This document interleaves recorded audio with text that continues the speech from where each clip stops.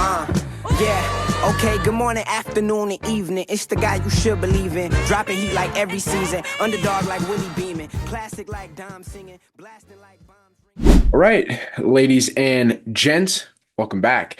This is Devin, that is Zane, and you're watching Buffet Sports, where we talk primarily about the NFL because, well, it's NFL season and that's America's sport. So today we're going to recap the Sunday's games and the game that happened on Thursday. Monday, it's not here yet, obviously. So we're going to do that one on Tuesday when we film the back half of the show. So let's jump in. Make sure you like, comment, and subscribe down below. We love you. Opening question here. Opening I question. saw this on the internet and I was like, I gotta ask Devin this.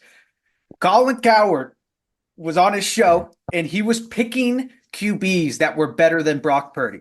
And he had a whole entire segment saying that he would take Bo Nix over Brock Purdy. And he put Bo Nix in the same category as CJ Stroud, to where CJ and Bo have the responsibility of rebuilding an entire team. And he was shitting on Brock pretty hard. He was bringing back all the hate that Brock Purdy had last season, bringing it back into this season, starting a little fire. How old is Brock? Oh, he's young. I don't know, probably like 25, I would say.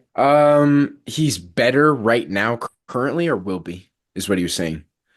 This was him picking guys he would take over Brock Purdy. So right Oh, now he would take Bo Nix over Brock Purdy. And he was talking a lot about having Kittle, Debo, Ayuk compared to what Bo has and how good Bo is with what he's got compared to what Brock Purdy has. It's a lot of that game manager stuff talking from last year. I would say I get where he's coming from the aspect there's a lot of responsibility that Bo has. Even as a rookie, he's definitely got more responsibility than Caleb does at the line of scrimmage. I don't know what kind of responsibility Brock has and how much of it is baked in. And then there's little calls that are made. I also don't know in the Niners system, like in the Shanahan system, if the line is the one who calls out protections and stuff and like they make switches on that kind of stuff. So I don't know what kind of responsibility he has. Um, I can understand kind of where he's coming from also because he's kind of kissing up to Sean and he obviously knows Sean pretty well and knows his system. Um, and so he might know more than we do in terms of what impresses him with like the level that Bo's playing at, even with the weapons he has and what he's been able to do. That being said, I don't think that Bo right now is better than Brock, but I would take Bo over Brock in the long term. In the long term. Starting Yeah, your own I team, would take. take him. Yeah, starting my own team, I would take him. And this one's kind of dumb, and a lot of people probably be like, "Oh, it doesn't matter" or whatever. But he's also injury free to this point.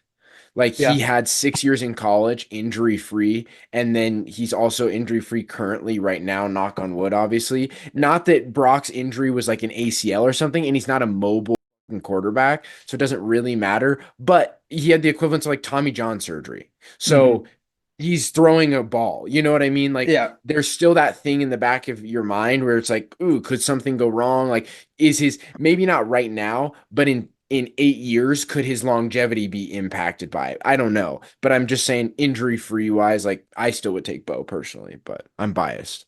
Yeah, you are. That's gonna hey, a lot of people are gonna be talking about that tomorrow. What Colin I'm said. sure. I'm sure. Anyways, let's get into the fantasy recap portion of the show. You're starting We with had yours. yeah. We had a tight one last week. Ended up beating Christian after the Pittsburgh Steelers, stopped CeeDee Lamb from getting any points. Another tight one. I was we lost. We lost and This week? yes, it's right Oh, I see there. it. 102 to 94. We lost this week. I'm a little bit concerned. I'm a little bit concerned that this is we're slipping and we might start sliding. Me and this team and the guys that I've put together here. Because take a look at it. So first off, we've been plagued. We have been plagued with injuries across the board. Oof. This week, Jordan Mason goes out with a shoulder injury, didn't play the Yeah, that second was half of tough. his game. That was tough. Marvin Harrison Jr. has a concussion. So at the very least, he's not playing next week. Maybe he comes back, but all of my boys are banged up so much that Darnell Mooney is the wide receiver 2, and then Wandale's my flipping flex. And you know That's a what? tough spot. That's Next a week, tough spot. but let's calm down here. The Dogs are wildin'. I know they are wilding. Darnell, Wandale, get ready. You guys are going in the wide receiver 1 and 2 slot next week. You better get flipping ready. Darnell, you dropped me like 20 points last week. You get me 6.8 this time around? Are you joking? Anyways, we lost. We would have won if Cowboys defense didn't get negative 7 points. Trust, we'll talk about that game. All I'm going to say here is, why would you? A lot of people are asking, why would I do that? Why would I keep the Cowboys defense when they're playing the Lions? Lions are great. Jared Goff went 18 for 18 last week. Well, that's because I was expecting a Jared Goof bounce back game. I was expecting Jared Goof to show up, not Jared Goff. I didn't think he could go perfect. I thought for sure Jared Goof was going to make an appearance and throw 2 picks. Obviously, we'll get into that game. I was wrong. And my decisions cost this team. It cost us. And we lost because of my decision to have the Cowboys start. So that's on me. That's on me. A lot of injuries. Still. Oof, that bench is... Still a lot of injuries. Hopefully Aaron Jones gets back. But now we have 1, 2, 3, 4. We have 6 guys that potentially are not playing. 6 guys that would be put in those slots some above roster turnover. There's going to be some roster turnover. Yeah, above Darnell and Wandale. Look, you're 4-1 though. You've got a good spot. I'm at a point, even though it's week 6, I'm at a point where I got to win. Like, I have to turn my season around now. I've slipped 2 games. This is a huge one for me. Yeah, but game ball of the week. Joe Mixon coming back. He was questionable up until Saturday, and he only had a partial practice on Friday, so he was still banged up. He comes in there, flipping scores me 27.2 points. He's back, and he's better than ever, and I've missed him so goddamn much. But the rest of my team is shambles, so this might be it for me. We might be throwing in the towel. 3-2. It's a really close game right now. I need the moral of the story is it's 96-91 right now. I need the Jets to pull it together and beat the brakes off of Buffalo. Okay. Who do you have? Dak. Okay, Dak put up 3.2 points. He's getting paid $60 million. He put up 3.2 points. I don't even need to. Surprisingly, game ball's going to Debo this week. Oh yeah, it's close. Debo. It's close. So Alvin Kamara played great. Alexander Mattison, baby, clap it up. I'm so hyped. I might have found my running back too potentially. I've been waiting for him. I took him in like the 14th round. I've been waiting for him to just like pop, and I've been holding. And I'm like, you know what? It's gonna happen. I see that he's RB1 in the Raiders backfield. I'm thinking, look, they're gonna be beat up a lot. Like, they're just gonna be down the whole game. They might be throwing the ball, but early they're gonna be running. They're gonna try and establish the run. Thankfully, Alexander Mattison is a touchdown machine. He's got legit, like, I think like 4 touchdowns this year in 6 weeks already. Really? So, like, shout out him. Yeah. Yeah, and you had him on your team last year. That's another pick. Alexander Mattison? I think so, yeah. Because wasn't he on the Vikings? Okay, it doesn't matter. No, I didn't have him. So both him and Kamara put up 17. Let's talk about DJ Moore and Brian Thomas Jr. Because we're going to talk about this game at length, but these two men right here, son of a bitch, these 2 wide receiver ones right here absolutely did nothing today. Brian Thomas Jr. dropped about 3 different balls. One of them was a touchdown. Super pissed about that. DJ Moore, the one ball he had a chance at scoring on, and one of like 4 targets he had, Caleb underthrew it, and it was a pick. So we'll talk about that. Fergie cost me not only potentially this game, but also a parlay today. So that's sick. Son of a Debo came bitch. through. Debo came through. Eagles defense came through. Brandon Aubrey, of course, masterclass 12 points, number one kicker in the league. Masterclass.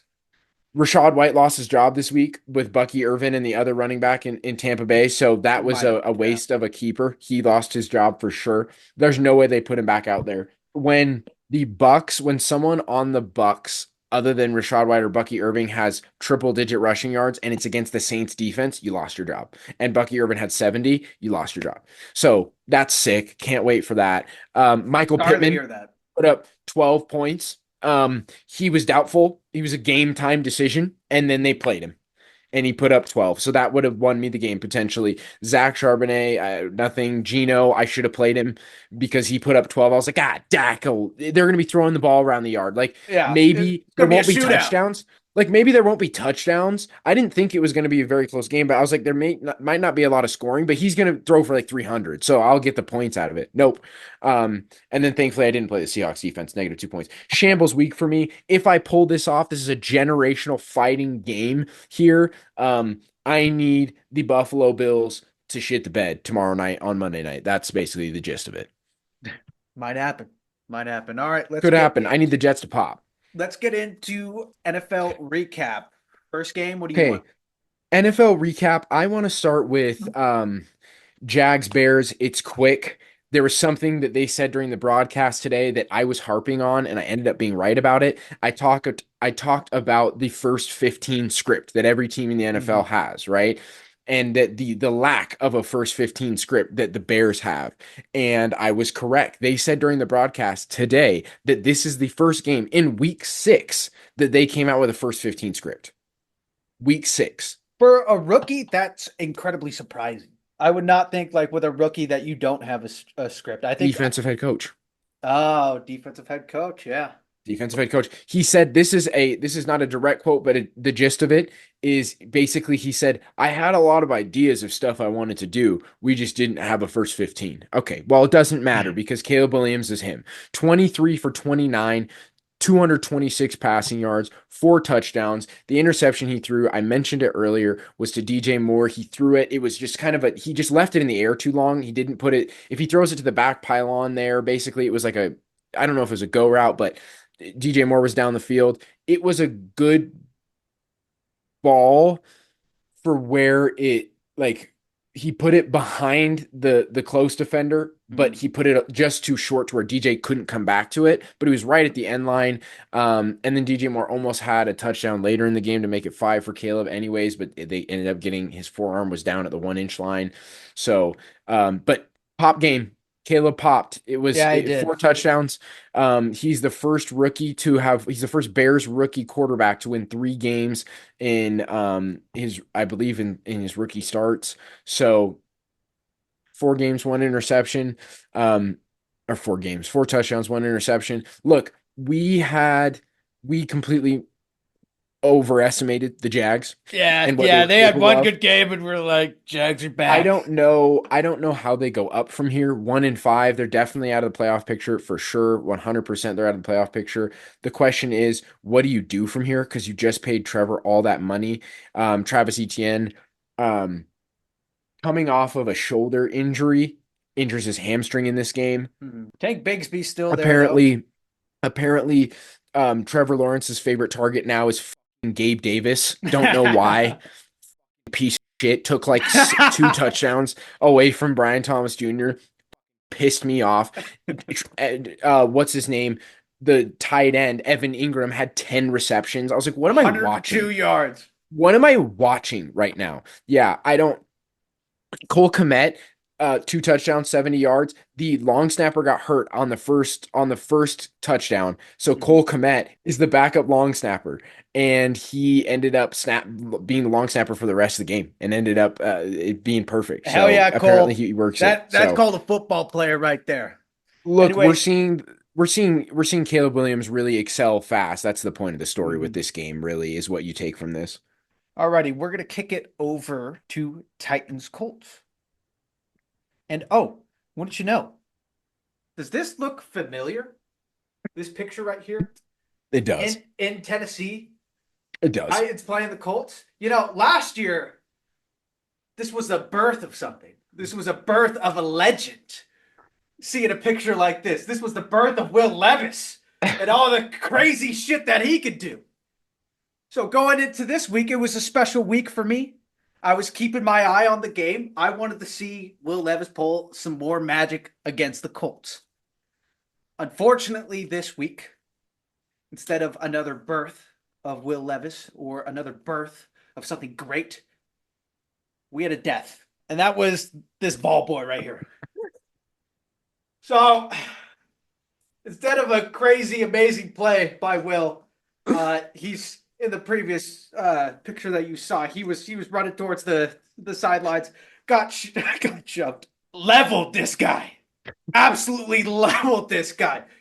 Beautiful form, I'll say myself, but it's a tough one. It's a tough one. Hopefully the NFL has insurance. Hopefully he's all right. Hopefully he's back out there. Shout out this ball boy. I don't know with the way they got his leg wrapped up. I don't know. It's gonna be bad. Yeah. It's a tough injury. It's a tough injury. I don't know how the NFL is gonna handle this one. Hey, NFL's got to have insurance for this guy, right? Yeah. They'll pay for all of that. Got So it. hey, shout out the ball boy. Hell yeah. And even though it was a tragedy, unfortunately, the reign continues of Will Levis funny moments. And this is the next one in the arsenal. We'll see what he does next week, but We'll see what he does next week. He just can't stop himself. All right, Okay. which one are you getting to? I'm gonna roll through three quick here. We have um Falcons Panthers wasn't even a game. I don't even know what the score was, but they just blew them out. The 6.5 spread there was easy gift. Steelers Raiders, another gift, 3 points there. That was just a gift. And then there was one more that was a absolute bloodbath. Bucks Saints. Holy shitballs. There was a lot of points in that game. Spencer Rattler, I didn't watch the game, but by the stats, I have to watch the highlights, but he seemed to be pretty all right. But that was the 3.5 there that the Bucks had was just, I mean, gift there. So those are the three quick ones to just go through there. 51 points, by the way. 51. Yeah, a 50 ball. Okay. All right, kicking it back over to me. We're going to talk about Eagles Browns because something very interesting. Why this game? Because of this man right here.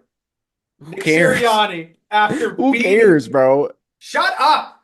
Nick Sirianni after beating the Browns turns around, starts yapping, starts talking crap to Browns fans. And he had something similar happen last year. But that was against, I want to say, the Cowboys or the 49ers, a really good team. This is against the flipping Browns we're talking about, and you flipping almost lost it. 20-16, you almost lost that. You're winning this, and then you're turning around and talking crap. There was some talk about Nick Sirianni being in the hot seat at the beginning before this season started, and every single time I went into the comments, everybody's like, why are we talking about Nick Sirianni in the hot seat? After the previous games where instead of running it, he decides to pass it to Saquon. Saquon drops it, and then they end up losing this game. And then now this, I wouldn't be surprised if we see a little bit more talk about Nick Sirianni being in the hot seat. Maybe this is his last year as a coach for the Eagles. Yeah, probably. I mean, it is a short run. Not much to say. Their defense is bad. He's a bad CEO. Bro, like he's not on either side of the ball. Like he doesn't specialize on either side of the ball. They had a good year. Done. He's pretty. I don't know. He's a wild card. Let's talk about the Mandos Ravens game because I was almost right about this one. I was almost right about the under here. My thoughts were right. The idea that if the Commanders were going to keep this somewhat a game, they had to keep it under, they had to keep the Ravens to 30-ish. And so it was exactly 30-23. They hung in there. It was a better game. This is encouraging. If I'm a Commanders fan, if I'm on the team, this is an encouraging loss. You're still 4-2. You have the same record as the Baltimore Ravens. They are for real. They're Yeah. not for real in terms of contenders, but they're gonna win some games that we don't think they are if they're able to hang in there to a touchdown. Now, it's a 10-point game here. They got a field goal with 2 minutes to go, so it's 20-30 really. But I mean, for the majority of this game was close through like the first quarter, through the first half, really. I want to say it was pretty close, and then Derrick Henry just turned on superstar X factor, and Yeah, the game was done. he's been doing But that a lot. But I said it when we were doing the predictions for this. I was like, this is a tester game for the Commanders, and I thought they yeah, were going to test terrible. But I mean, they showed promise. That's like a B plus in my mind on your tester game. So they're definitely looking up.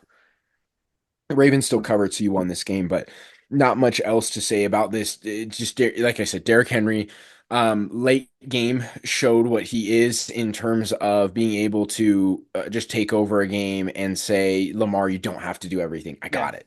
yeah, I got it. yeah. That's what we're seeing from him. All right, back to me. New segment, brand new segment, just dropped.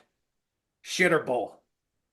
Shitter Bowl, shitter game of the week. And the winner, well, the loser of this award is the Cowboys. Shitter of the week goes to the entire Cowboys team. Did you They watch got, the game? yes, I watched the game. That was They got terrible. demolished by the Lions. The Lions are What for did I real. what did I say, bro?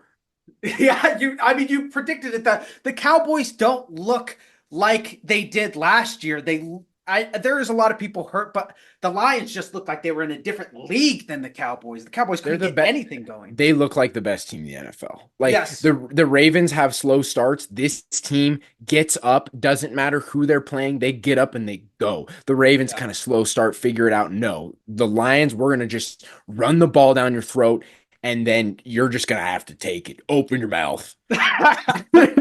Now, Aiden Hutchinson did get hurt. We Oh, don't that know was the such a bad extent. injury. No, it was so bad. It was Yeah. so bad. He said there was a video of him saying that like it's broken, so maybe If he's you watch the his leg. broadcast, he does. I think he had a Dak injury where his foot stayed and he went one way.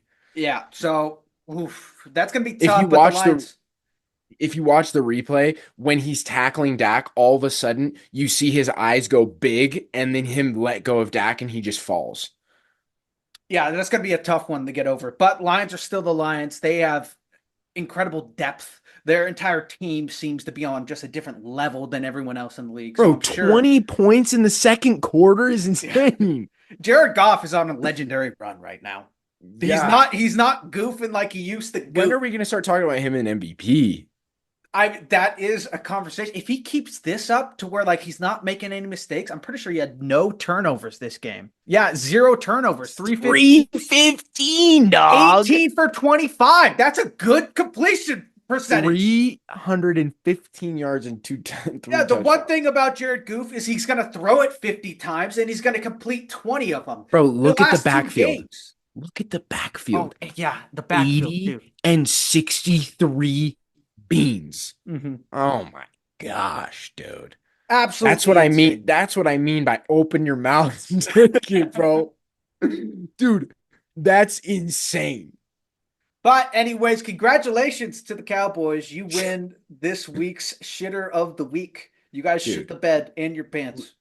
And look, don't be surprised when they come out next week and drop this game to the Niners. Don't be surprised next week. I'm picking when we make picks on Tuesday, I'm taking the Niners. And like whatever the spread is, it doesn't matter. I'm taking it. That game's not going to be close either. They got manhandled. The Cowboys got manhandled Yeah, today. they Dude, did you how know that game went. You go. Did you know Dan Campbell's 6'5"? Hell fucking yeah, he is. Dude, Hell yeah, that's a he big is. man. I was looking at him today. I'm like, what's his frame, bro? Because he was a tight end for the Cowboys. What's his frame? 6'5". 6'5", full deck of chaw. Out He's there a big- doing flea flickers for touchdowns. Watching, dude, him next to his offensive coordinator. His offensive coordinator looks like Mike McDaniels, and that man's like his offensive coordinator is a normal size. He looked like Mike McDaniels next to Dan. He's an absolute unit, and so is that team. Yeah. Hell yeah. Okay. There was one more that I thought we needed to talk about, but I don't think we do. Chargers Broncos. We Oh can yeah, just we have to. You wanted me to bring it up. This game was shambles. I was kind of right. It was first to 17 and the game was over. Like they Broncos ended up I turned the game off when it was 17-0 or when it was 20-0. That's when I turned the game off Yeah. because I was like, all right, Chargers got up. Yeah, it was 23-0. yeah, at halftime I turned the Oh game off yeah. because I was like because they put up when they put up the field goal and it was 17-0, I was like done. The Broncos can't come back from that many points. It's when it was 17-0 and I was right. I mean, Mhm. even if they pitch the shutout in the second half, they still lose by a point. So I was right in kind of that it was first to 17, but Bo, I guess, made some plays at the end of the game. When I turned the game off, Bo had 14 passing yards. So he put up 202 in the second half. I'm guessing most of that was the fourth quarter because if you look here, they scored 16 points in the fourth quarter. So I would guess that he put up like 200 yards in just the fourth quarter. They couldn't get the time of possession at halftime was 20 minutes to 8 or something crazy like that. It was a wide margin. I know the Broncos had 8 minutes of time of possession. So I mean, like that's kind of like I'm a Broncos fan, so the only thing I can take away from this game is Bo put up 202 yards in the second half. That's the only thing I can take away from this game. Hey, same old Broncos?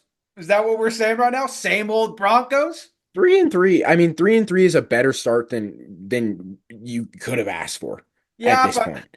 I think for sure And there's no, problems there. and no, but here's the other thing too about this game. We lost our best player. We lost Pat Surtain. Oh, In you like did. the first 2.5 minutes, he had a concussion.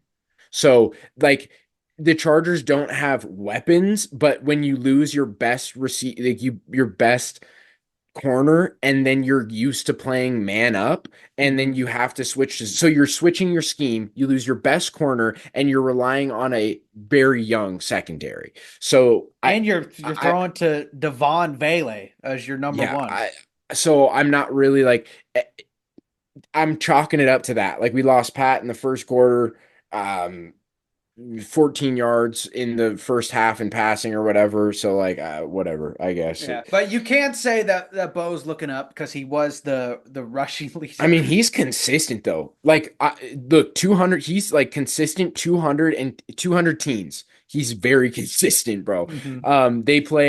We're going to talk about on Tuesday, but they play on Thursday Night Football. They're the first game we're going to talk about coming up in the latter half of the show. They play the Saints. So I'm not sure why they decided to put this game on national television for Thursday. Well, on prime time on Thursday. I guess just the Sean Payton story of him going back to New Orleans. I guess we'll see what happens there. Spencer Rattler versus Bo Nix. Yeah, Spencer versus Bo. I mean, Potentially, maybe. I don't know. yeah, If that'll it's not look nice. Spencer, we're gonna get killed.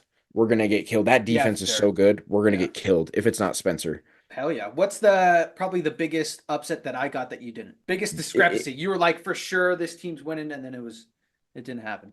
Jags, Jags. but we both But took yeah, Jags. we both We took both Jags. took Jags. Otherwise, like Niners, we were on. Bucks, we were on. Ravens, we were on. What was one Cardinals. where Cardinals you was the one that I just like threw it out there. I was like, I'm gonna take Cardinals here, and they got destroyed. yeah, that was the one where I was like, nah, and you were like, let's go Cards. Yeah, well, I was just like I was coming off the whole Cardinals making the playoffs, so I was like, all Mhm. right, I'm gonna take the Cards. That was the one that I looked at and was like, all right, this is my spot, but they didn't show up. Otherwise, I took I guess Colts, so I guess I got you on that one. That was the yeah. pick'em game though, so that one didn't really matter.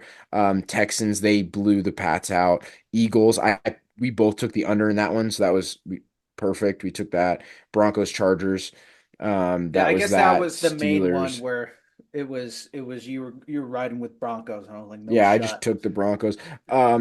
Bengals didn't burn us. I was really Yeah. happy about that. I mean, it wasn't a pretty game by any means, Nah. but they didn't burn us. I thought it was gonna be like Bengals were gonna flip and show out. Joe Burrow gets a Okay, 47 but yard TD and then just I nothing. know because no Malik Neighbors. If Malik Neighbors was in this game, Giants Yeah. might have won this game. If Yeah. Malik Neighbors was in this game, they might have won this game. Yeah, honestly, let's talk a little bit about flipping Danny Dimes looking like Josh Allen out there. Like they're having designed runs for Danny Dimes. I've only ever seen him run when it was that 70-yard TD and he trips over his own feet. After that, they He's got didn't wheels. allow him to run. And then now they're putting him out there and Well, he's flipping. He's always been like if he gets out of the pocket and he gets up to speed, he can get moving. But yeah, he's playing really well right now. Dayball, they're not going to win enough games for him to get another coach of the year, but it's looking like remnants of that coach of the year sort of season. And it makes you think right when you think Danny Dimes is out and you're like, all Yeah. right, we're trading him, we're done. Like Yeah. you're like, He's oh just good enough to stick around and keep you guys in the dumps. Sorry, yeah, Giants man. fans. Sorry. Yeah. He's going to be But here look, next year. but look, there's could be some good things that came out of this. They found the run game with Tracy Yeah. Jr. They've Malik Neighbors is a gem. You put they've got Dexter Lawrence. Like you put a couple more pieces. Like if you can figure out the offensive line in New York, this team could be They could be positive. an 8 to 10 win team Yeah. like regularly for the next like 2 years probably. I can imagine with Malik Neighbors still being young and like on his rookie deal. If you can figure out the O line and put some respectable guys in the secondary, that team could be pretty good Yeah, the this only thing year. I saw that was kind of like was Danny Dimes throwing the long ball. Not great. In this game, at He's least. got some depth perception issues. He was throwing it, at least from what I saw in this game. The previous week he was short on all his long balls, and then this week he was trying to overcompensate, it looked like, and was like overthrowing guys. So he's got some issues with accuracy throwing the long ball. Hell, throw Joe in there. Dude, could you imagine Joe Milton throwing to freaking Malik Neighbors? Joe Milton isn't on the Giants, is he? I know, but I'm just saying. Oh, it's just trade If you're for him, gonna get him on the I team. don't want him to waste away in the hat system. They're Yeah. garbage. Let's go, baby. You got me All right. hyped. You got me hyped off that one. All right, all All right. right. So I wanted to open the show with this funny thing because I had a sweater of a game last night to end the fantasy week 6 or week 5. I don't remember at this point. Doesn't matter. I feel so bad for this man. You talk about injuries on your team. Take a gander at this. This I got man put up nothing close. 1.22 points. Look at his team. Dak Prescott, 3.2 points. Jake Elliott or Ezekiel Ezekiel Elliott, Elliott, yeah. 1.7. Travis Etienne, minus zero point 0.1 point. Chris Olave, 0.5 points. Calvin Ridley, zero point 0.9 points. Dallas Goedert, 0 points. Marvin Harrison Jr., 0 points. And then you can't see it, but the Dallas defense put up -7. So he amounted 1.22 points. This has to be one of the largest margins of victory in fantasy history. It has to be. It's definitely close. I mean, his team's ass though. I mean, if you really look at it, like, bro, you have Ezekiel Elliott as he's in your running back one Well, spot. but who knows? We can't see his bench. Maybe he's got other guys that are hurt or something. Yeah, he's got Jonathan Brooks. He's still waiting. But You know, the reason, go ahead. You go. I was gonna say the reason I have this up is because I almost lost a fantasy game last night. And I was solely dependent on the Jets offense to either put up enough yards to get me the win because the person I was playing had the Buffalo Bills defense. So I needed them to put up points, yards, the whole lot. They did not win the game, so I ended up making my pick good. And they put up enough points and yards to get me the win in fantasy. So I had a great Hell week. yeah. I hit my parlay on Monday night. I hit my parlay on Monday night. I won my fantasy game, and although I didn't win our picks, my Jets pick or my Buffalo Bills pick was correct. So I'll take it.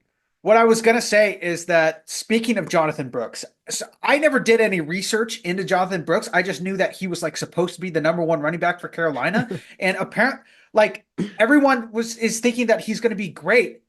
I did not know he has not played a single game in the NFL. He got drafted. I don't know when he got drafted high, and he had an This ACL year? tear. No, last year.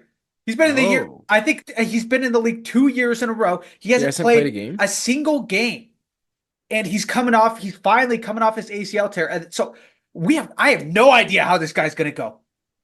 I have So I was no right. idea. Chuba Hubbard is the bell cow. From what I have heard, he has not played a single game in the NFL. He got drafted when he had an ACL tear, and then he has been recovering for 2 years. That Sounds a lot like Paul George and Kawhi Leonard. we might. Speaking of which, I'm gonna just a quick side segment. His injury, he hyperextended his knee. I know we're not talking about basketball yet, but I'm gonna put the picture up here. That was could be the fruitiest injury of all time. I'll put the picture here. He's like hyperextending his knee and he's also like popping his ass at the same time. Anyways, continue. That's hot. So hot. Anyways, I don't know. Now that I'm thinking about it, maybe he played like 2 games or something like that. But I'm Hmm. from at least from the video that I saw, they made it Hmm. sound like he has never stepped foot on an NFL He's never football taken a field. snap. Yeah, he's never taken a snap. And apparently, I mean, I should have done a little bit more research. He was in the NFL draft. He was ranked to be taken in like the 5th round for fantasy. I'm talking fantasy draft. He was Hmm. like people were taking him in the 5th, the 3rd, the Where'd you 4th, take all him? the way through. I think I took him in like the 4th round. Okay. I Huh. think because you take him when there's some other, I think it was DeAndre Swift. It was around there. There was like a big talk like, okay, somebody takes Swift here, you take Jonathan Brooks to counter that. So it's like I didn't know this. I feel like I got scammed. I got if I knew he never played in the NFL, I should drop him. Tough. I should Tough. drop him Tough. off my roster, dude. I should drop him. Okay, enough about fantasy. Let's quickly talk about ESPN's power rankings for week 7. So, starting at the top, KC at 1, understandable. Vikings at 2, somewhat understandable. I'd argue the team at 3, the Lions, is the second best team in the NFL. They have a better run game, but it's debatable.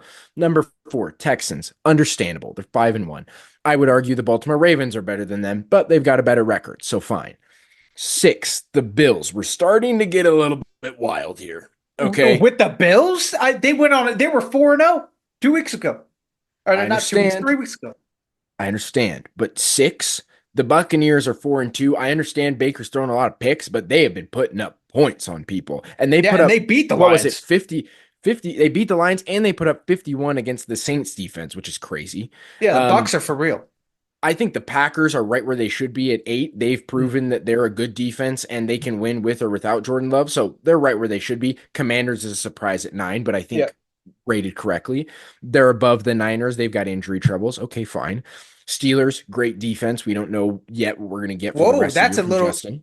Is it because of Justin Fields? Because I mean, you see a 4-2, and then San Francisco's 3-3, but they're ranked lower. Is it because they don't believe in the I think the quarterback? offense just isn't as explosive and Purdy's played pretty well.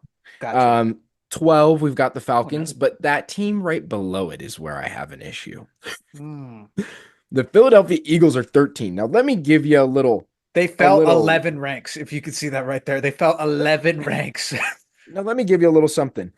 Below the Eagles, just below them, you have the Seahawks. The Yeah. Bears are below them. The Chargers are below them. And I'd argue even Dallas. Why is Dallas below? Well, actually, after last week, I can't Yeah. put them there. But the Saints, I know they're without Derek Carr. The Broncos are below them. Okay. Why are the Eagles? They just went on 3-game win streak? Why are the Eagles 13? That makes no sense to me. They are in shambles. Nick Sirianni is a fart away from losing his job. I think it's the same reason why the 49ers are ranked higher than the Pittsburgh Steelers is QBs. I think maybe you don't believe in Jalen Hurts. I know Not he's anymore. Not this turnover year. prone, but I Bro, think he had his first game this week. This week against a depleted Browns team and a man that can't go more than a week without a case. This was his first game where he did not throw an interception or have a turnover in 10 weeks. 10 NFL and they weeks. only scored 20 points. And they put up 20 against the Browns. Yeah, they What almost the lost that. fuck is this? I think if I were to guess, it would be because of the weapons that they have: Saquon Barkley, AJ Brown, Devontae Smith. But the Seahawks are right there. Like the team that's immediately below them. I don't see how they're 14, how they're worse than the Eagles. DK, Tyler Lockett, Jackson Smith, and Jigba has popped his ass off this year. Pause. What's up with you tonight? Fucking Kenneth And Walker, Zach Sharp. Zach Charbonnet, Gino he's been consistently in the 300 range. Have they put it together as a record 3-3? But like their defense, Devin Witherspoon, like I don't Defense is get better it. than the Eagles' defense for sure. I don't know. I would argue their weapons are better, to be honest with you, because AJ Brown just got back from injury. They've got more depth at receiver. They've got a better, like, Saquon is by himself a bell cow, but they've got a better back for longevity. They're not in a win now state. So, like, It's got to be the QB. It's got to be that they just think because I mean Jalen finished second overall in fantasy points last season, but that was with the tush push. So it's too early in the He's been season. terrible this year though. I think it's too early for them to be like, okay, Jalen's actually falling to where then he's just having a couple of bad games. I think it's too early. I think once we get a I couple don't weeks know. down, they can be like, okay, Jalen's not as good without the tush push as we thought. Okay, I don't know. I don't see it. I also would like to point out they have this little lessons learned thing on here. If you scroll up in the top five, they're hilarious. They're so funny to me at least. Don't overreact, Bills. Don't overreact. Okay. I thought that was super funny because we were like 4-0 Bills, Yeah, 3-0, 4-0 whatever. Bills. Don't overreact. And then there's another one in there that was just like But hilarious to me, but we don't need to focus on this it. this is a really good quick segment into the Amari Cooper. Yes, so let's talk about the trades that happened today. Devontae Adams is now a Jet. Mhm. Hey, hell yeah. For my Based fantasy on team, hell yeah. based on what Pat McAfee's interview with Aaron Rodgers today and surprise Devontae Smith showing, um, Devontae's been there. His words. He's been there for the last 2 weeks. No, are you Yes, sure? yes, his words. He said, "I've been with the Jets staff. They've got me right with No, this no, hamstring no, injury." you heard it Yes, wrong. You heard it wrong. no. He said Vegas. He said he's been with the Are Vegas you team. sure? Because Yes. Okay, it I know sounded to for me like okay. he's been there for the last two No, weeks. I know for a fact because here's why. I he said Vegas staff, and the reason why is because Pat knew about it before anybody else did, and he was Hmm. speaking before that interview. And the reason why he knew that is that he got a call this morning that Devontae just hopped off a plane in New York. So that's Ah, why he posted online the eyes is because that's how he got okay. the information before everyone else. Is because he got it from an actual person who was working at an airport. Okay. So fine. He wasn't there the 2 weeks, but this has kind of a this is kind of a two-sided coin here. They just lost last night on Monday Night Football. I Competitive. don't look at that game since we're talking about it. Let's talk about that game. I don't look at that game as a negative, to be completely honest with you. Yeah, I agree. They had two opportunities to go down and score. Mhm. In a perfect world where where there's it's I don't even put that on Greg Zerline, to be honest with you. They were talking about how there's 16-mile-an-hour swirls on the other end. And even the final kick where Buffalo went up 23-20, you saw the kind of kick that the guy had to make. I don't know, I don't remember their kicker's name, but it was low and a drive. It wasn't like a swooping nice, like you see extra Mhm. points and stuff. Yeah. It was a line drive kick that he knew he had to put it through the wind. So there's certain things with kicking that are outside of the kicker's, Control. control. And so I don't look at that game so poorly. Yes, is it a loss? But it's kind of both, it's two-sided because yes, the Bills didn't have James Cook. And you could argue if it was a 3-point game, What was his name? Ray Davis? Ray Davis looked No, insane. Okay. no. Now imagine if you put James Cook in that backfield just to catch passes even in that game. Yeah. So I don't know if I put so if I'm gonna hang my hat on they lost to the Bills only by 3, but I look at that game as a positive. They drove the ball. They had their first drive score. It ended in a field goal, but it's something. That was the first time they put up points on their opening drive. They're one of the worst teams in in the first quarter. They've only put up 13 points through 6 weeks in the Jesus. first quarter. So I don't look at this game as so bad. They also had two receivers in triple digits. Now, the Allen Lazard, that's once every 5 years you get a Hail Mary at halftime or the end of the game and it works out, right? Yeah. I don't put too much in that. But Garrett Wilson is really coming on the scene. He's not getting targeted downfield, but he's still in rhythm. Devontae's going to help him grow and is also going to take that because for the first 3 weeks, you could just double Garrett Wilson because Yeah. Brees Hall wasn't helping. So you didn't need to pack the box at all. So or Garrett Wilson and Brees Hall. Yeah. So now you add Devontae to the mix. That brings double coverage away from Garrett Wilson.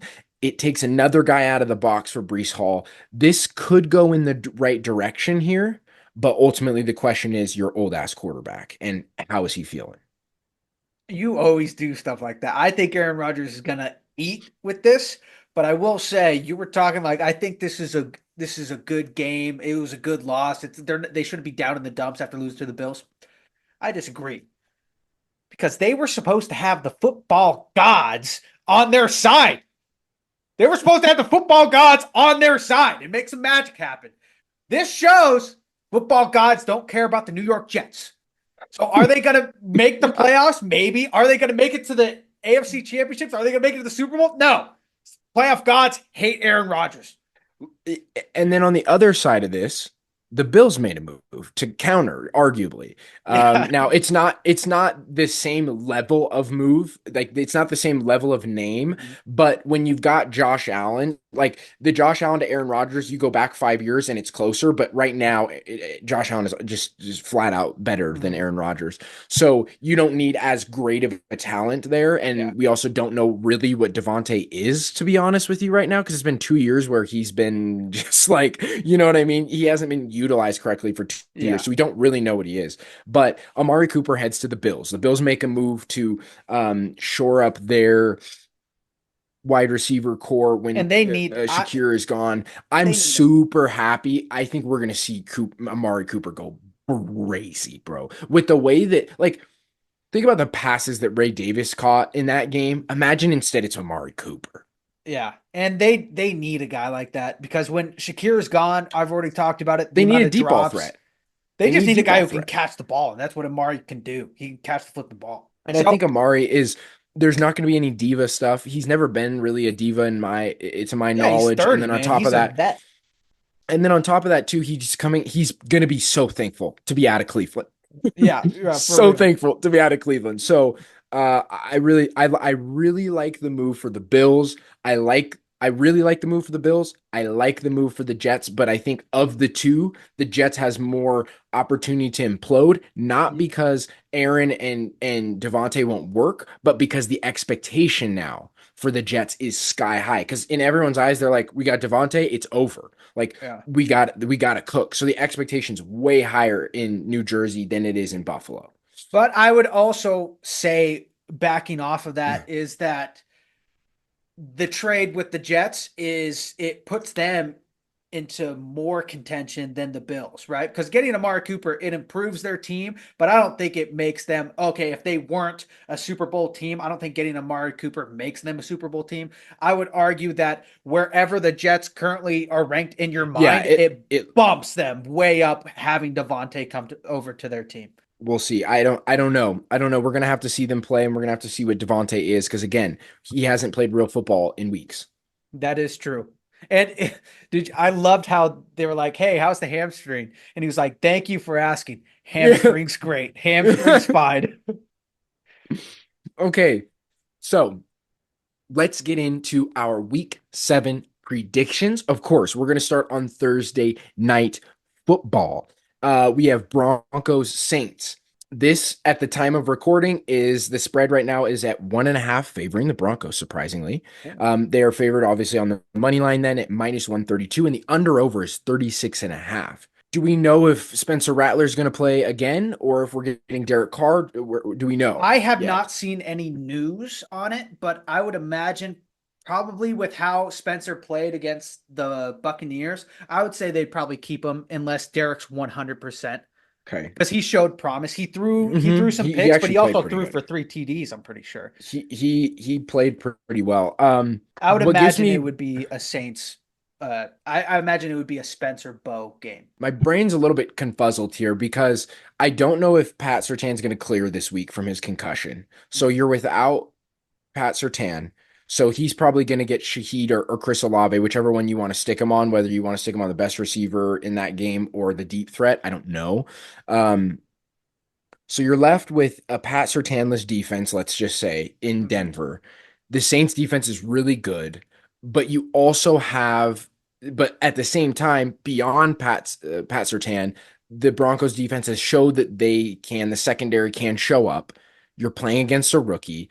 So I don't know where to go because Bo obviously has more games under his belt, so there's more opportunity for him to.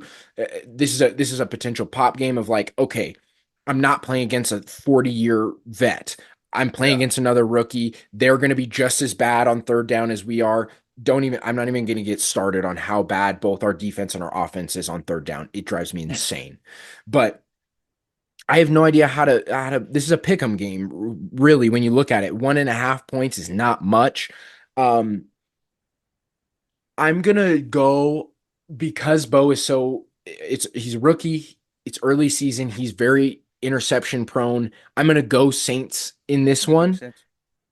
on the money line because I think the Saints defense is the decider here because they get a touchdown. I think if you take their touchdown out, it's a really close game, but I think the Saints, oddly enough, in the back of my mind, score a touchdown in this game on a pick six. So I'm going to go Saints on the money line here, picking against my Broncos. Sean Payton's return to New Orleans. How do you feel? So I would imagine if Sutton doesn't come back this week, they're going to be playing a lot of zone because the reason Sertan. why Sertan, because the reason why the Denver Broncos defense plays, man, is because they have Sertan to shadow number ones The on number one. the number one. So I'd imagine they'd be Right. playing a lot of zone, which is not good if Derek Carr is playing because then the Yeah. long ball opens up, right? Whew, That's yeah. that's the type of offense that they want to play. But if it's Spencer, and I didn't watch Spencer's game, but I imagine he's not throwing the long ball like Derek can throw the long ball. I imagine it's Yeah. a lot of slants, a lot of quick outs. So I imagine if Spencer is playing and they are in zone for most of the game, they are going to be successful on defense. Yeah. But I'm still going to take the Saints because On the money line or points? You want points or money line? what's the spread? 1.5. So they have him losing by 1.5. So you add 1.5 to whatever their score is. They would win the game essentially is what you're saying I'm with going to take plus 1.5. I'm going to take the Saints plus 1.5 because You're gonna take the points. Okay, so you don't think yeah, they're gonna win. You think they're gonna lose still, but it's close. no, I You think think the they'll Saints are going to cover. win. Did I say it wrong? Okay. Did I No, say I mean in that case, you might as well just take the money line if you're actually betting the game because usually the spread is still minus. All right, just give So me the money line then. okay, so we'll take So the money. I'm We'll going to both take the take the Saints money line. because I think the weapons that they have match up nicely if Sertan is not playing. Okay, I agree with you. It's a weird game. Now we're gonna head to Sunday morning. We're in London again. This is the last game of the London series. We got Jets, Pats, Jags, Jags, Pats. Pats. Jags are favored by 5.5 points in this game, minus 250 on the money line. The under over is 42.5. And I don't, this 5.5 for the Jags is like last week, 8.5 for the Eagles. I don't like it. It's Mhm. too wide of a margin. Um, Everything in your brain tells you Jags have been there a week. Pats Yeah, are getting there probably right now, to be honest with you. They're probably like flying yeah. over there currently. So very Uh, similar you situation that happened last week. Rookie you have to QB. look at this as like the way like there's if you're the Jags, you look at this and it's like, okay, season is done. Season's done. We're playing right now to keep our jobs. Yeah. So you expect them to like come out and lay the wood, Mhm. but I didn't bring this up in the open because I wanted to save it for this. Here's a little fun stat. It took Caleb 3 games to throw a touchdown. It took Mhm. Jaden 3 games to throw a touchdown. It took Bo Nix 4 games to throw a touchdown. Drake May threw for 3 in his first game in the NFL. Now, granted, there was 2 picks, but 3 fucking touchdowns Yeah. in his first game against a Texans defense that's Yeah. for real. Mhm. How bad the Jags are on defense, their secondary is. I'm gonna take the Pats to cover 5.5. You're gonna take the Pats to cover, huh? I'm gonna take the Pats to cover here, and I don't. And part of me is like, you know what? Just take the money line. Honestly, just take the Yeah. money line, Pat, straight up. But I don't know if they're gonna. I think that there's enough anger in the Jags, to win the game. But I think it's way closer than we think. So I'm gonna take the Pats on in the spread. Jags are gonna win this game, but I'm gonna take the Pats on the spread here. I think last week you were right on the money with the Bears Jags game. I just think you were thinking to the future for the Pats Jags game Oh, okay. with what you said about a rookie QB first time going overseas, first time playing in that environment. Jags are seasoned vets. I This is their second week there. They haven't left. They're comfortable now. So I'm going to take the Jags winning this game. Okay, you want the spread then? Because the money line's minus 20 250. Screw it. Give me the spread, I guess. Give me the The spread. Give me points. yeah, by a touchdown. Okay, they win by a touchdown. Okay, we now head to Sunday night. Potentially, we get to see Devonte Adams in a Jets uniform for the first time. This is That's Jets what they're planning, yeah. Steelers. Jets Steelers. This is a really close game, to be honest with you. Go up. Potentially Sorry. a really close game with two great defenses clashing and then two offenses that really can't really get going. We don't know what they are. We don't know Yeah. what they are. So Jets are favored by 1.5 points. Their money line is -124, and their under over is 38.5. So they think it's a low scoring game for the most part. I'm gonna say that the football gods pushed off the coach winning the game to This this has week happened. This because has happened. they knew that they were gonna get Devontae, and they were like, all right, we're gonna save it. We're gonna save the big win for this week against a really good team in the Steelers. That So I'm was taking the Jets sons on of the money bitches. line. That I'm was taking the Jets on the money line, -124 here if I was betting on the game. I don't like the points are too close here. So I'm going to take the Jets on the money line here, the all-knowing -124. football gods, and I think you're 100% right. I think they knew that if they won that game, Devontae might not go to the Jets. I think the only reason why the Jets lost that game was to be like, hey, we need Devontae here. So they went and they got Devontae. And the reason why I'm taking the Jets for this is because this is a must win. They have to win this and Must go on win. a run to make the playoffs. They Hmm. have to They win this gotta, game. they damn near have to win out. Yeah, they have to go on like a 6, 7 game run to be in the playoffs. So I think it's do or die. It's do or Yeah. die right now. Devontae's back, planning the play. I think he will, and I think we're going to see what the Jets offense was always supposed to be. So Jets money line.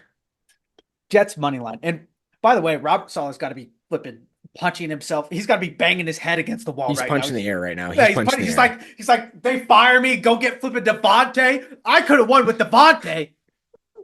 Okay, now we have a split on Monday night. We have two games Another one, again. dude. Another one. We have Ravens Bucks is the first one, but we're gonna save it. We're gonna talk Chargers Cardinals 1st Mhm. because I think Ravens Bucks is more fun. So Chargers Cardinals here. Chargers are only favored by 2.5 points. They're favored on the money line -140, 148, and then the under over is 43.5. I coming off of last week's win, going up 20-0 against the Broncos, yes, without Pat Surtain, but it was season high for Justin Herbert in terms of throwing the ball. Mhm. That's a good confidence builder against a good defense. The Cardinals have shown the ability to get smacked in the mouth when it comes to their secondary. And then on top of that, this is a run heavy team for the Chargers. And we've seen they are susceptible to get the ball ran all over them. On the other side of this, too, on the Cardinal side, they don't have Marvin Harrison Jr. So I Yeah. think this is pretty easy for me. I'm going to take Chargers on the money line -148 if I Yeah, was as betting on of the right game. now, Marvin is still questionable whether or not he's going to play, and I don't think he will. I don't think he will either. I think they'll keep him for this one. I think it's because they think they can win this game without Marvin. With what Mhm. Kyler's been able to do, he really hasn't utilized him that much, so I think it's not that big of a deal. Yeah, Just get Michael, I think his name old. is Michael Wilson, has been Yeah, like the number one there. I never have it's heard of the pissing guy. me the hell off. It's pissing me the hell off. And then Trey McBride is also getting an insane amount of targets. It's really give me the Chargers.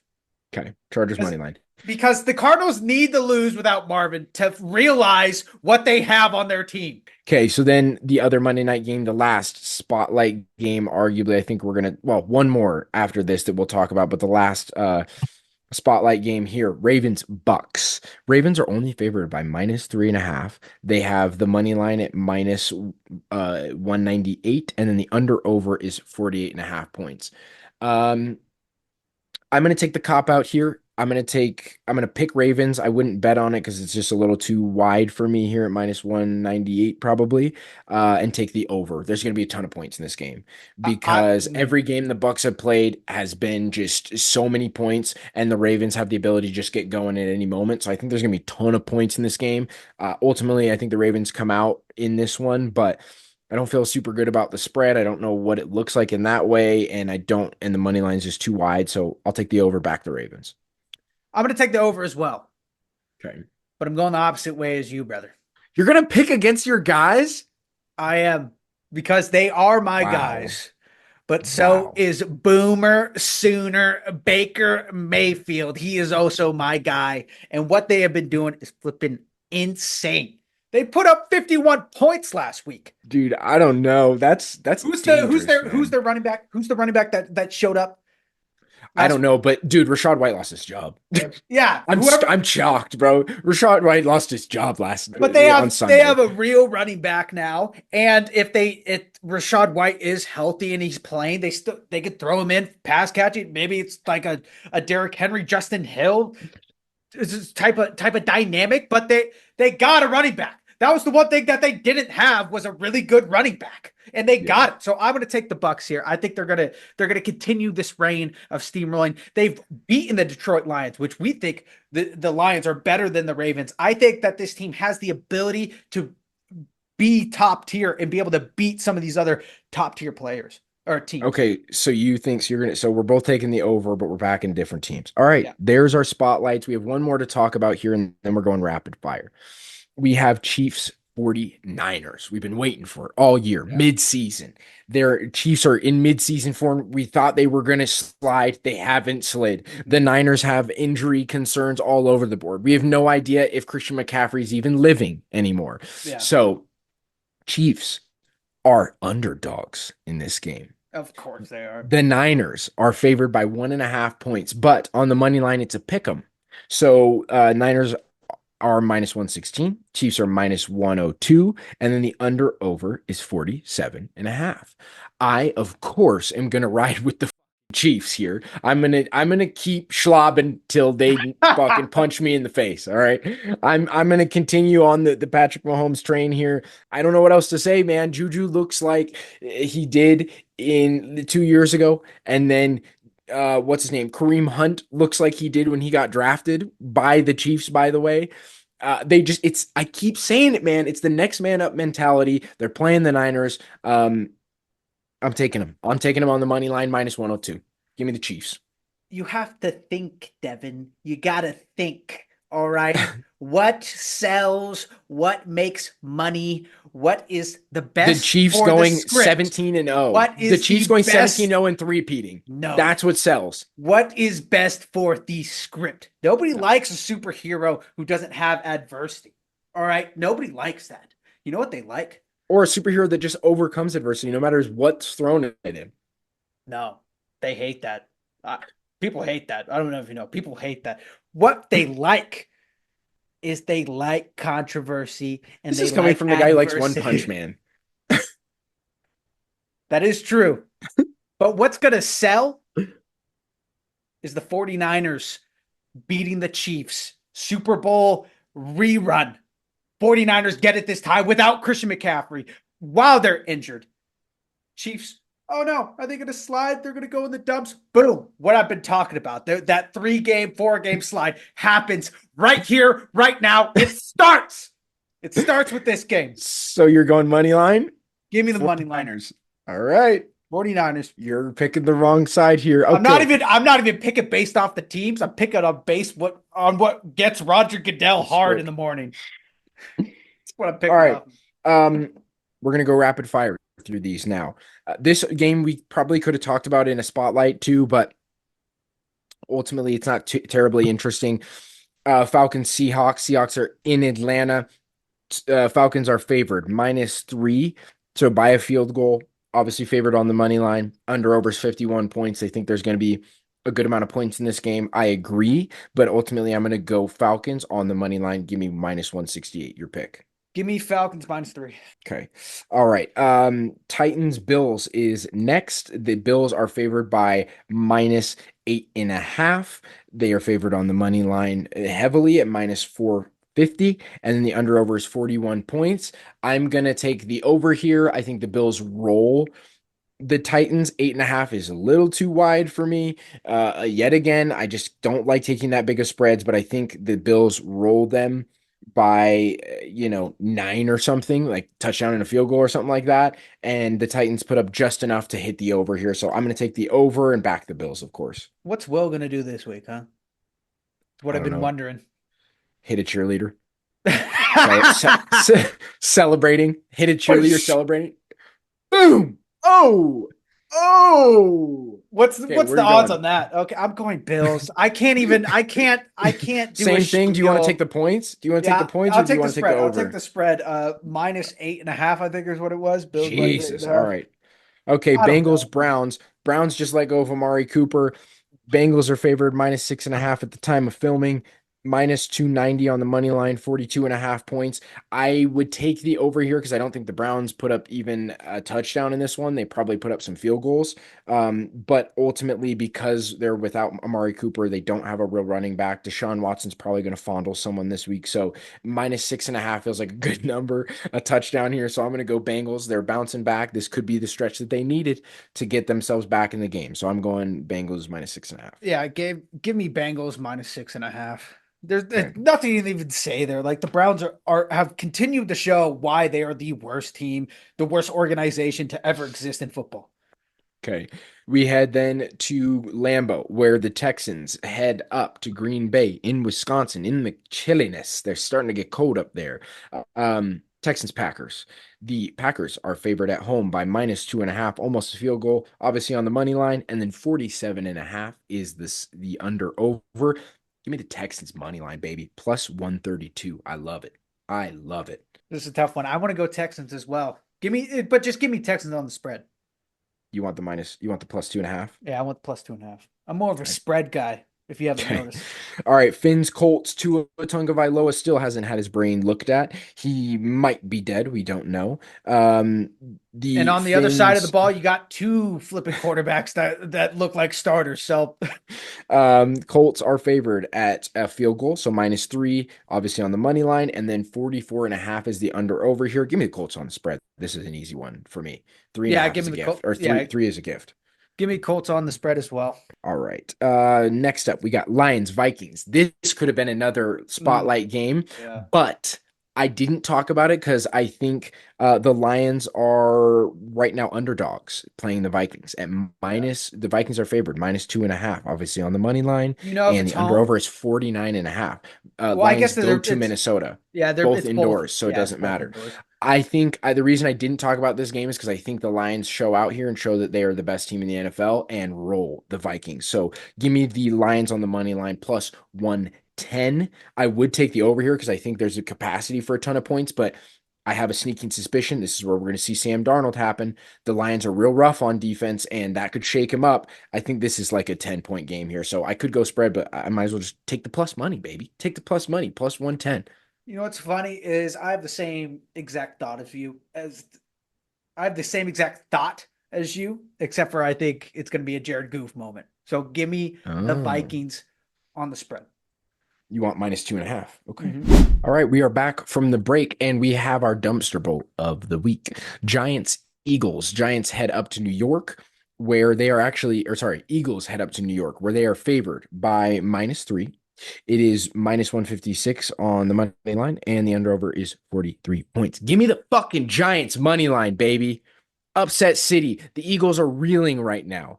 Give me the Giants. I think hopefully Malik Neighbors is back. The way Tracy Jones Jr. has been running the ball and Daniel Jones has been keeping his cool. I love it, baby. Give me the Giants. Give me Dayball. Give me Malik Neighbors. I want to see it. I want to see the Eagles suffer.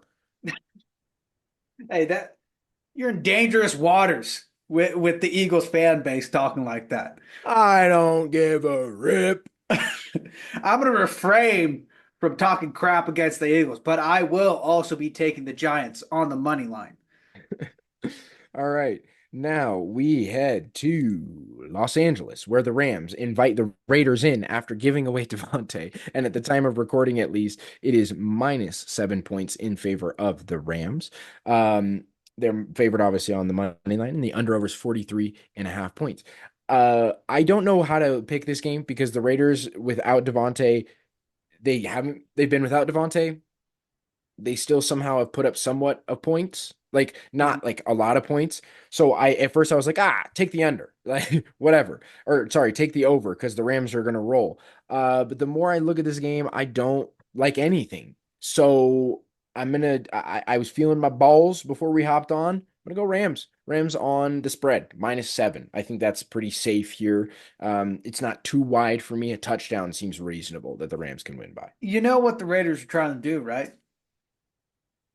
They I don't did know. they did it last year, got rid of their head coach. I think they won 2 games straight after that. They're trying to get favored by the football gods by giving up their number one wide receiver as a sacrifice. But is it enough to be No. favored by the football gods? No, it's not. So give me the Rams. You want spread or money Yeah, I line? want it on the spread. All right. Okay, now we head to our nation's capital where the Commanders invite the Panthers in. They are favored -7.5 on the money line. Of course, they're favored, and then the Commanders are at least, and then the under over is at 51. I'm going to take the over and back the Commanders here because 7.5 is a little too wide. Can they do it? Yes. Can the Commanders cover there? For sure. Money line's too wide as well, but I like the over here because the Panthers offense can spark not enough to win a game, but enough to put up 20, and the Commanders are going to put up 30. So there's your 50 ball. You give me a field goal at the end of the game, garbage time, and you get your over there. So I'm going to take the over and back the Commanders here. Yeah, I got the same thoughts as you when it comes to this game. So give me the Commanders on the spread. -7.5. Okay.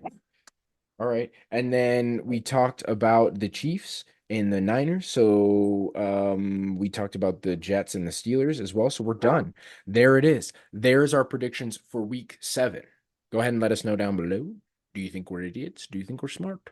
I don't really care what you think because you're on the internet and I'm the one talking. I'm Devin. That's Zane, and this is Buffet Sports. Let's hop into QB Corner. So, QB Corner. In this segment, Zane and I power rank the top 10 quarterbacks in the NFL from the previous week going into the next week based on statistical greatness, the feeling in our balls, and level of difficulty. This is QB Corner. Let's jump in.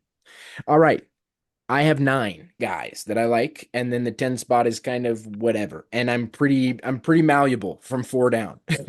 The top 3, I'm like, okay, I got my top 3. Everything else, I'm kind of like, you know what? You could convince me. I'm So pretty my top liquid from 3, 4 down right now. I'm gonna be honest. my top 3 is Goff at 1, Purdy at 2, Lamar at 3.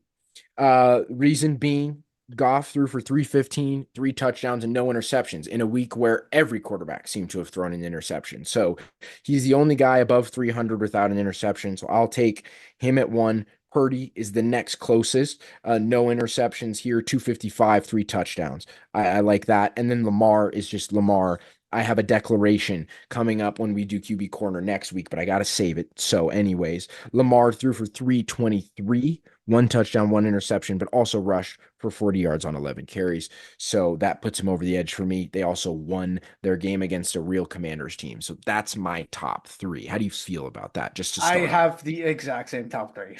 Really? For Yeah. real? This I is this our have Goff first week? number 1. I have Goff number 1. I had Brock 3, Lamar 2. Okay, there we But go. as So you we're were going through the stats, I was like, yeah, Lamar Jackson did throw a pick. Brock Purdy did Mhm. not. So it does make sense that Brock's up in there. Okay. So we're wow. Okay. I did not expect us to agree on those 3. Fine. 4. I am okay if you want to go Love or Caleb. They both threw for over 300, had 4 touchdowns and an interception. So I'm kind of indifferent on which one you want to throw here. Or if you want to go 4A, 4B, I'm fine with it. I have Or I have sorry.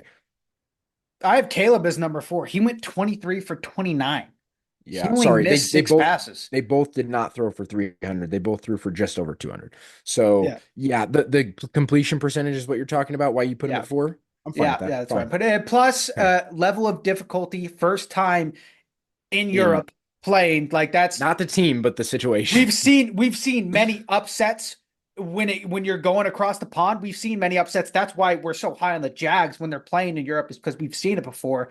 It did not Mhm. affect Caleb at all. So I think level of difficulty, it puts him Caleb at 4. as our Okay. fourth. Yeah. Are you fine with Love at 5 then? Yeah, I'm fine with Love at 5. Okay. I'm so yeah, I'm fine with Love at 5 because he threw 4 and 1. then at 6, I have Jaden. Jaden threw for 269, 2 touchdowns. I didn't look at his rushing, but that feels right to me because this is like the last guy without a fucking pick that won a game. Because next Who'd I he have play? Josh. They played the Ravens, so level of Oh yeah, yeah, difficulty yeah. here. Level of Like difficulty up there. Josh, I have at 6. They beat the Jets. He threw for 215, 2 touchdowns, no interceptions. 9 rushes, 18 yards, and a touchdown. That was kind of just like I threw my body in the end zone. So you could put him if you want to argue they beat the Jets. So you want to put him over Jaden, fine. But I think they're pretty close. Yeah, going off of like, okay, people are throwing picks. Josh Allen did not. I think he definitely goes up in there. Uh, I think the I'm fine Ravens if you are a want to put hard. him. I think the Ravens are a Yeah, harder team I'm for fine if you sure. want to put him in A with Jaden, but I think behind is the right way to go. Yeah. Okay, next I have Baker at 8 because he threw for 325. He threw 4 touchdowns, but Mhm. 3 picks. 3 picks. Yeah. It was the Saints defense though, so it's understandable, but still you got to penalize him for 3 interceptions. So I have him at 8, but it was still a great game. They put up 50.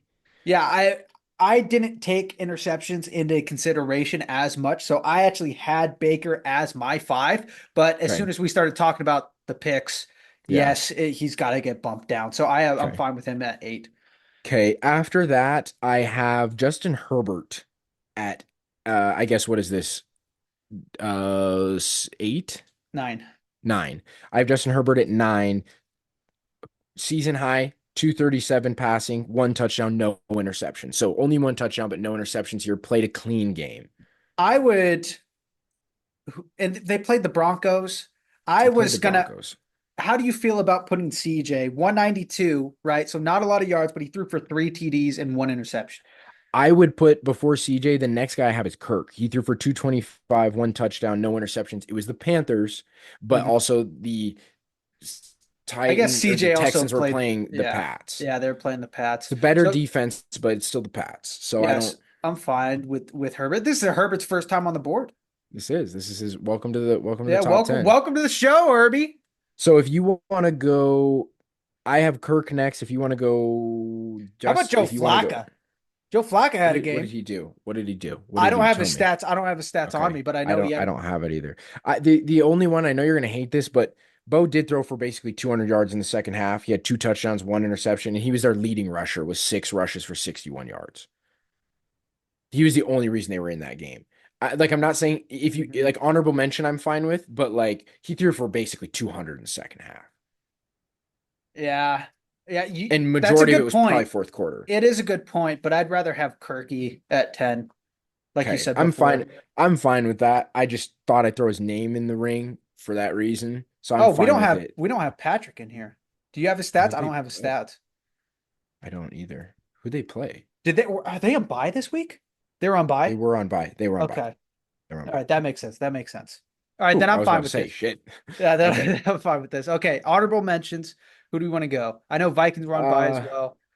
So I think it goes CJ, Bo, and then let's go not Joe Justin Burrow. just kind of did whatever. You could throw Joe. Joe had 208, no touchdowns, no interceptions. I think honorable mention, you got to throw Aaron, I think is the next honorable mention there because Aaron Rodgers had 294, 2 touchdowns, 1 interception. Where He is cost them Aaron? like that interception wasn't really his fault either, you could argue. So I would say And then like how about Drake May honorable mention?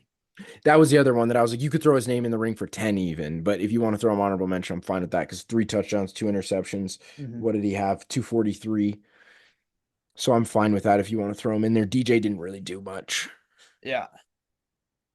I'm liking the list as it's looking right now. I would bump DJ down, I think, unless you have his stats. I Oh, don't think CJ. I don't Yeah. DJ. No Where's DJ. DJ? DJ Who the Danny hell is Dimes. DJ? Oh, Danny Dimes. Daniel Jones. Yeah, they played on Monday night or Sunday night football or Monday night football. They played Gotcha. no Sunday night football, and it was just kind of like whatever. They put up 7 points. So I mean, Yeah. I'm fine with that. Mhm. Do your balls tell you anything different? I like it as it is. My balls. Who'd the Packers play? The Packers played the Cardinals. Cardinals. I'm fine with that. My balls aren't tingling right now. I think this Yeah, is fine. I think it's Maybe fine. I like it. Goof, Purdy, Lamar, Caleb, Love, Jaden, Josh. Buck Baker. I almost called him Bucker. Baker, Justin, Kirk. I think that's 10, yeah? Yeah, Mm-hmm. that's 10. And then honorable mention CJ, Bo, Flacco, Rogers, May. I don't mind it. I like that. Feeling good about that. I think so. And also, yeah, C tier is just kind of in the middle there, whatever. So, Yeah, it's whatever. I like it. okay. I I don't, like I, it a yeah, I lot. like it. This one, this week felt more difficult than it was. Well, the top four, I'm really solid on. Really Yeah, solid on the I'm really top four. solid on that top four. Everything, Nothing else like to I say said, about that everything one. after that, I'm just like, whatever. Alrighty. Okay. All right. There's QB corner. All right, Now, heifers. now, Now we got White Man of the Week, where Zano gives a gorgeous soliloquy in which why this white man, who is generally mediocre, had a reason to be recognized and lofted and put on the shoulders of his team and vaunted into the hall of greatness we call White Man of the Week. let me get the game ball. Let me get the game ball here. Need to get ready. So, as Devin said, this is White Man of the Week, where we go and we look at mediocre white hopes in the NFL and we give them praise for being mediocre.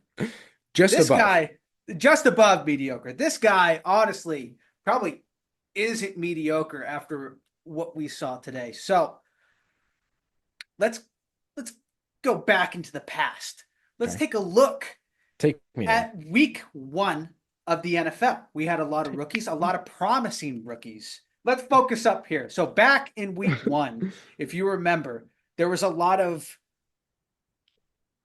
crap being talked about the rookies because they didn't throw for a passing TD for I think the first 3 weeks. They didn't throw for a passing TD. So let's run through those stats really quick.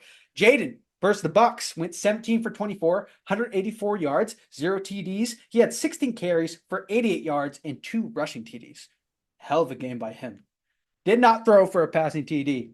Caleb versus the Titans went 14 for 29, 93 yards, 0 TDs, 0 interceptions. Did nothing in that game. Got a win. Everybody sucked on his wang.